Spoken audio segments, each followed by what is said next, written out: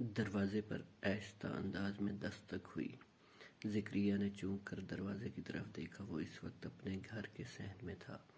گھر کے باقی افراد اندرونی حصے میں تھے۔ آہستہ دستک دینے کا مطلب تھا آنے والا نہیں چاہتا کہ اس کے آنے کی کسی کو خبر ہو۔ وہ دبے پاؤں اٹھا اور کچھ بولے بغیر دروازہ کھول دیا۔ باہر زابل کے والد کھڑے تھے۔ اس نے انہیں وہیں ٹھہرنے کا اشارہ کیا اور اندر آ کر ڈرائنگ روم کا دروازہ کھول دیا۔ دوسرے ہی لمحے زابل کے والد توقیر اندر آ گئے۔ انہوں نے دبی آواز میں کہا، السلام علیکم بیٹا۔ وعلیکم السلام ورحمۃ اللہ وبرکاتہ۔ چچا جان، میں آپ ہی کا انتظار کر رہا تھا۔ مجھے آپ کا موبائل پر پیغام مل گیا تھا۔ شکریہ۔ اصل میں تمہیں تو پتہ ہے بیٹا زابل کا تمہارے بڑے دونوں بھائیوں سے کس قدر گہرا دوستانہ ہے نا، اس لیے میں بہت زیادہ خاموشی سے آیا ہوں۔ اگر زابل کو پتہ چل گیا کہ میں یہاں آیا ہوں تو سارا کھیل خراب ہو جائے گا۔ آپ فکر نہ کریں چچا جان، اس کمرے میں کوئی نہیں آئے گا۔ میں رات جو یوں ہی بیٹھ کر مطالعہ کرتا ہوں وہ سب اس وقت ٹی وی کے سامنے ہوتے ہیں۔ یہاں آنے کا تو کسی کو خیال تک نہیں آئے گا۔ بس ٹھیک ہے، پھر تم اندر سے احتیاط سے دروازہ بند کر لو اور بیرونی دروازہ بھی بند کر لو۔ پھر میں اپنی بات کر کے جس طرح آیا ہوں چلا جاؤں گا۔ جی اچھا، ذکریہ نے کہا اور اٹھ کو دونوں دروازے اندر سے بند کر لیے۔ اب فرمائیے کیا مسئلہ؟ مسئلہ ہے زابل کا، نہ جانے اسے کیا ہو گیا ہے۔ پہلے تو ایسا نہیں تھا، وہ روز بروز بگڑ رہا ہے۔ ہم اسے جتنا سمجھانے کی کوشش کر رہے ہیں وہ اتنا ہی سرکش ہو رہا ہے۔ خاص طور پر وہ کہتے کہتے رک گیا۔ جی چچا جان، خاص طور پر کیا؟ خاص طور پر اس کا سلوک اپنی والدہ سے تو بہت زیادہ برا ہوتا جا رہا ہے۔ ماں جوں ہی اسے سمجھانے کی کوشش کرتی ہے وہ کاٹ کھانے کو دوڑتا ہے۔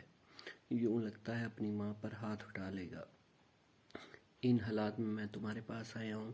تم اس کے دوست ہو، کیا تم نے اس میں کچھ تبدیلیاں محسوس کی ہیں؟ ذکریہ نے کوئی جواب نہیں دیا، وہ گہری سوچ میں ڈوب چکا تھا۔ بیٹے، تم نے میری بات کا کوئی جواب نہیں دیا۔ جی چچا جان، اصل میں ہمیں تو یہ بات پہلے آپ سے ہی معلوم ہوئی ہے، لیکن آپ پریشان نہ ہو اس لیے ہم خاموش تھے۔ میرے بڑے بیٹے نے مجھے باقاعدہ منع کر دیا تھا کہ آپ کو کچھ نہ بتاؤں، لیکن یہ بات تو ٹھیک نہیں، انہوں نے شکایت کے انداز میں کہا۔ آپ یہ بات کہہ سکتے ہیں چچا جان، لیکن ہمارے حساب سے یہ بات بالکل ٹھیک تھی۔ ہم نے سوچا تھا زابل کی اصلاح کرنے کی اپنی کوشش کریں گے۔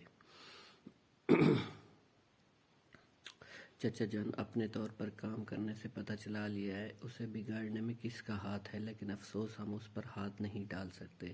ہمیں سوچ سمجھ کر قدم اٹھانا ہوگا ورنہ معاملہ بگڑ سکتا ہے۔ کیا مطلب، کیا کہنا چاہتے ہو؟ معاملہ ہمارے ہاتھ سے نکل چکا ہے چچا جان، اب وہ ہماری بھی نہیں سنتا۔ ہمیں جاننا یہ ہے کہ آخر اسے کون بگاڑ رہا ہے۔ اوہ، تو اس کے خیال میں تم لوگوں کی مدد سے اس کی اصلاح ہو سکتے ہے، لیکن معاملہ تو اس سے کہیں زیادہ بگڑ چکا ہے۔ اب کیا ہوگا؟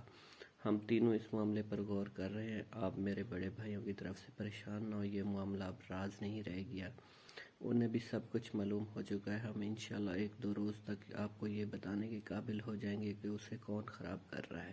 اوہ اچھا، اور پھر وہ چلے گئے۔ ذکریہ اپنے بھائیوں کے پاس آیا۔ اس نے انہیں زابل کے والد کے بارے میں بتایا۔